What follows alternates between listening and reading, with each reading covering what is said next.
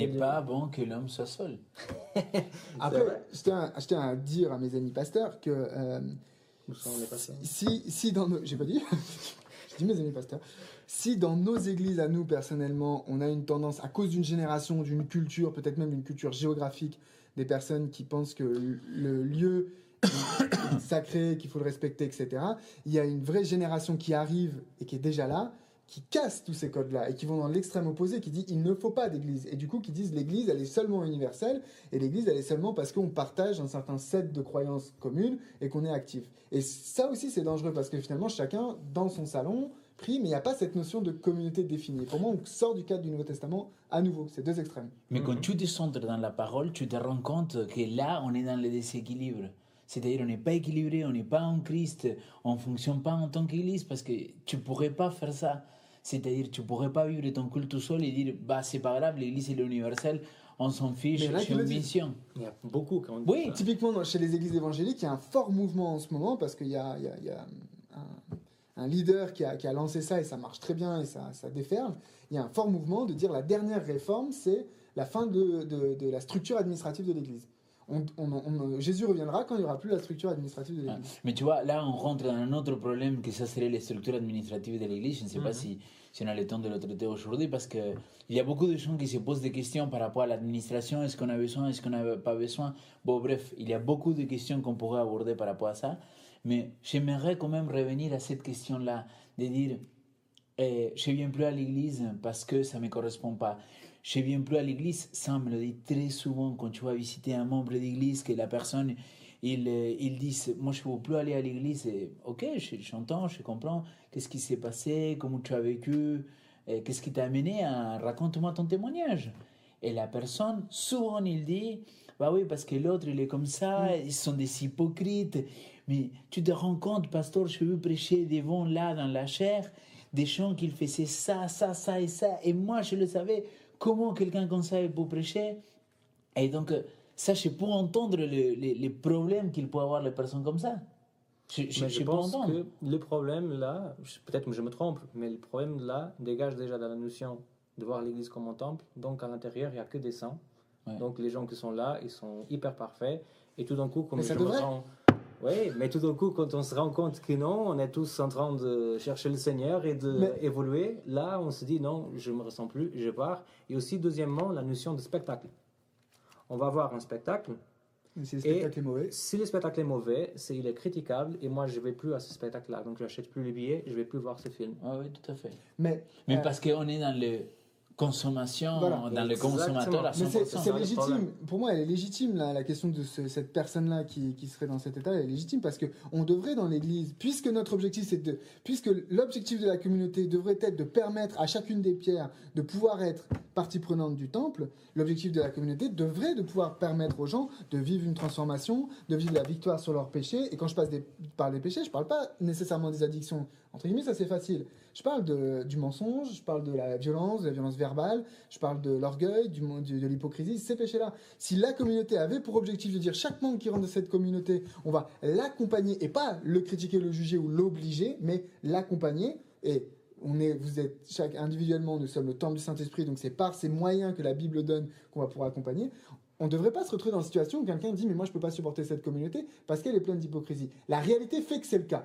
Pourquoi ? Parce qu'elle dévierait avec le bon grain. C'est un autre débat. Oui. Mais maintenant, à ce jeune, moi, je dirais à ce jeune ou à cette personne qui dit « Moi, je veux plus aller à l'église pour toutes les raisons du monde », je dis « Ok, viens, on fait un groupe chez toi.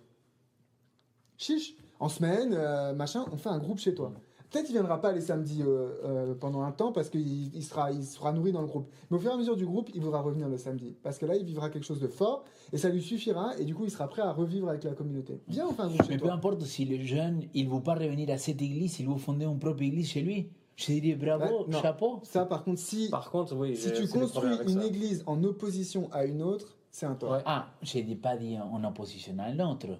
Je n'ai pas dit parce que... Mais si tu dis je veux construire une église parce que celle-ci me plaît pas, tu vas toujours la prendre en référence. Ah non, l'église qui me correspond. Évidemment, mais cette église qui me correspond, comme l'église, c'est nous. Bah, les amis, vous avez d'affinité avec tout le monde que vous travaillez? Vous vous entendez bien avec tout le monde. Je suis en train de les voir tous. J'ai pas d'affinité, mais j'ai de la compassion pour eux. Oui, c'est ça. J'ai pas de problème. Mais c'est-à-dire... Ils m'insupportent, mais j'ai de la compassion. Oui, je quitterai pas mon boulot à cause de ça. Enfin, je comprends très bien. Mais c'est-à-dire, et après, il peut y avoir des gens avec lesquels j'ai plus d'affinité et qu'ensemble, on va monter un projet qu'on pense que pour répondre à un besoin de la société d'aujourd'hui. Mais je pense que ce qu'on parlait, c'est de créer une église à la carte, tu vois. Donc, ça, je suis pas content, mais si l'église est basée sur ces 4 principes, la mission, l'adoration, les services et la louange. Dans laquelle on parle.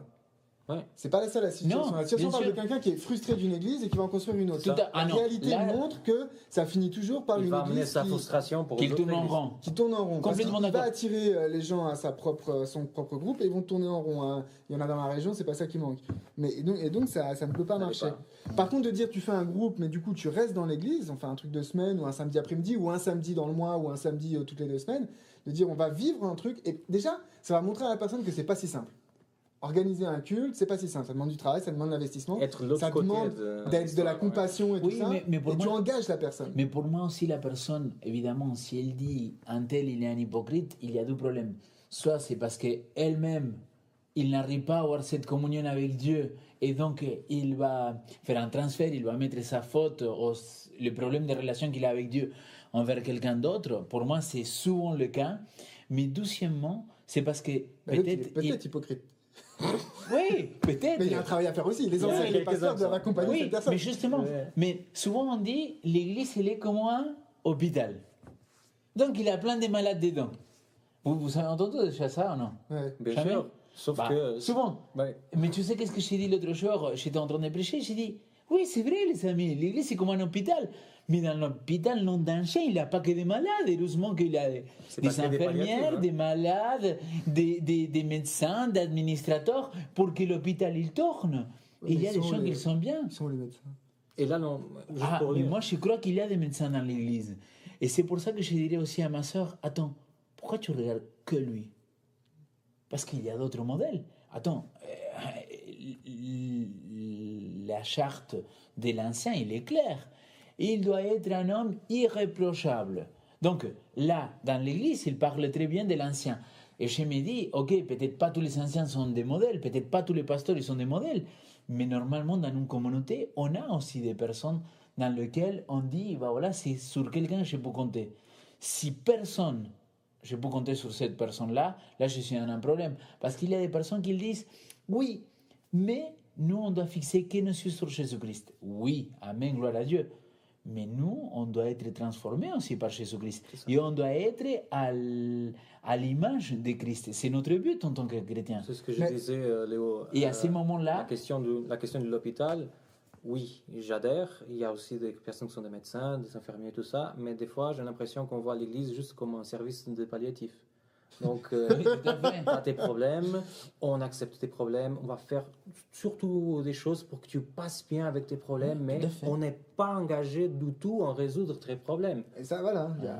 Mais c'est pour ça que je reprends mon image de quand je suis un bois qui va dans le feu, je suis aussi là pour l'alimenter. Quand on est dans la communauté et qu'on cherche à ce que les autres m'apportent, seulement, pour moi, ça va dans les 2 sens.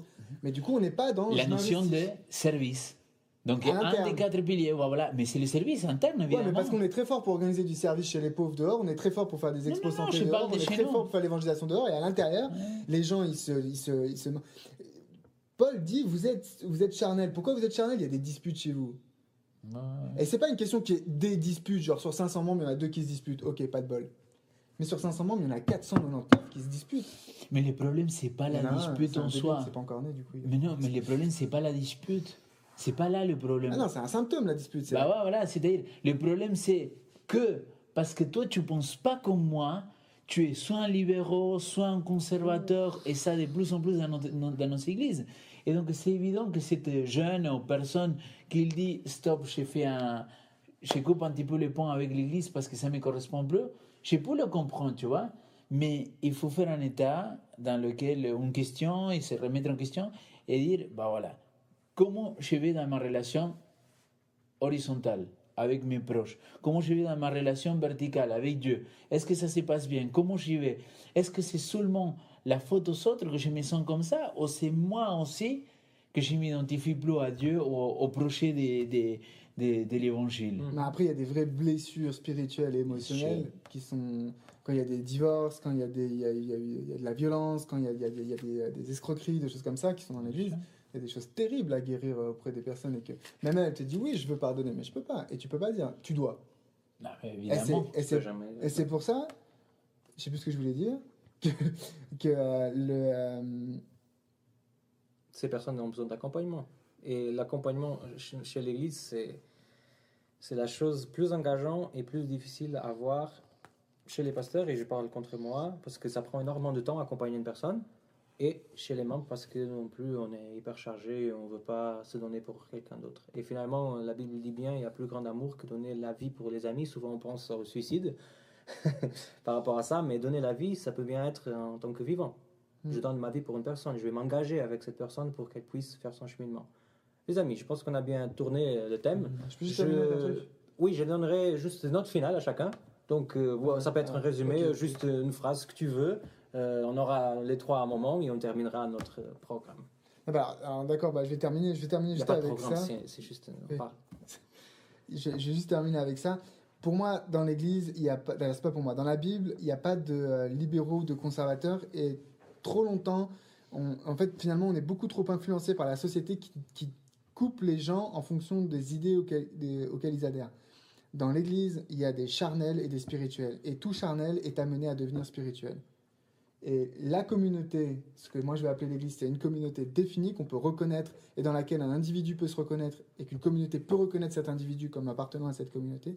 Cette communauté n'a aucun autre objectif d'accueillir des personnes avec tous leurs fardeaux, leurs blessures, leurs difficultés, leurs péchés, leurs mensonges et de les rendre spirituels.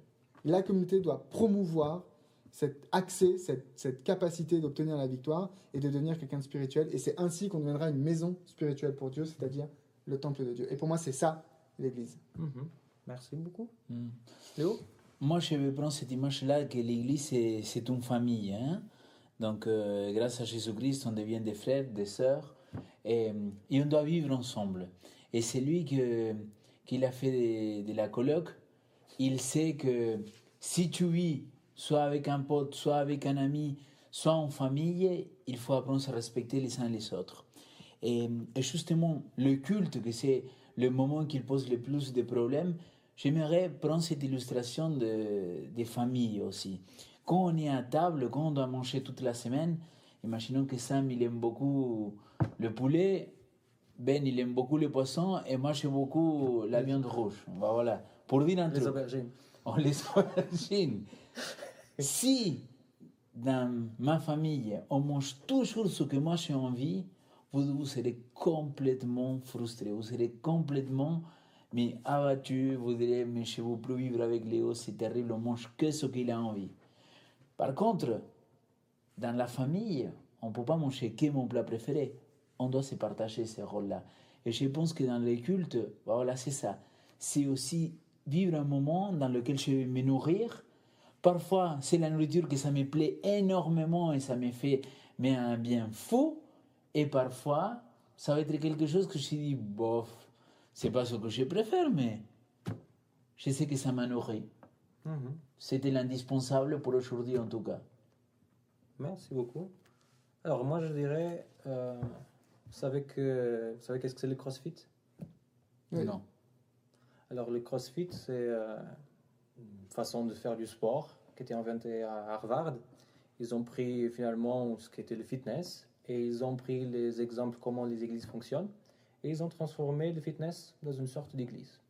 Donc, il y a même ici à côté une box CrossFit. Tu arrives là-bas, tu fais du fitness, sauf que tu vis à un certain niveau de communauté. Donc, les gens s'encouragent les uns les autres et tout ça, et on travaille tout le temps en groupe. Et finalement, moi j'ai l'impression que notre église, de temps en temps, elle est un petit peu salle de sport. On est là, chacun est dans sa machine, on fait nos sports à notre vitesse, on fait ce qu'on aime, et on part à la maison. Et si je nommerais un des plus grands problèmes que font les gens de vouloir pas venir à l'église, ça serait d'abord ça, il y a une absence de fellowship, chacun est dans sa machine, il fait son rythme, il ne s'intéresse pas aux autres, ils ne sont pas en train de faire ensemble. Et à mon avis, ce qui est la base de tout, c'est l'absence de mission. On vient pour la consommation, comme disait Benjamin, on vient pour voir un spectacle, mais on n'est pas engagé dans une mission. Donc voilà, je terminerai en disant ça. Merci, donc, deux amis, merci beaucoup. C'était un plaisir d'avoir cette première 3 à la fois ensemble. Merci beaucoup aussi à vous que vous avez vu ce programme, cette discussion. Et certainement, il y aura des choses pour le futur. On va voir. C'était le 3 à la fois avec Léo, Sam et Ben.